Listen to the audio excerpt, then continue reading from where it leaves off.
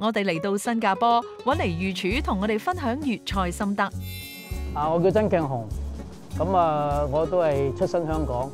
1981年初咧，我就嚟咗新加坡啦。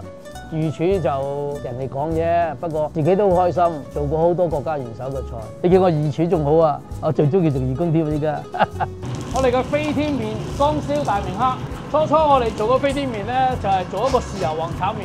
今日我哋就配一個大明蝦。我哋個根喺香港出世，我哋嘅心不論任何嘅時候都會掛住香港。所以我哋為香港嘅餐飲業嘅人加油。K 10歲就跟隨屋企人嚟到悉尼生活 ，K 最後決定轉跑道，由安穩嘅辦公室走入熱辣辣嘅廚房。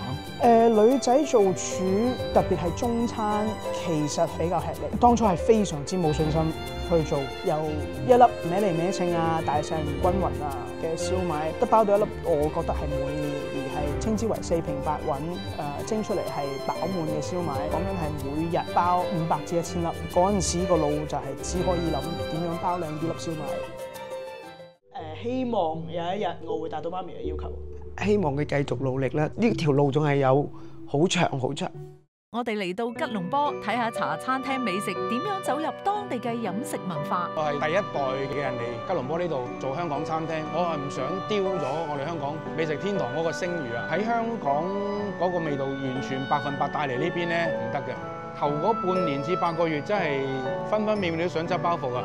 喺呢度叫做冇話做啦，係捱咗咁多年啦，有少少知名度啦，多咗人認同咯。茶餐廳唔算係咩成就啦，只不過你做咗一啲人哋未必會堅持咁耐嘅嘢咯。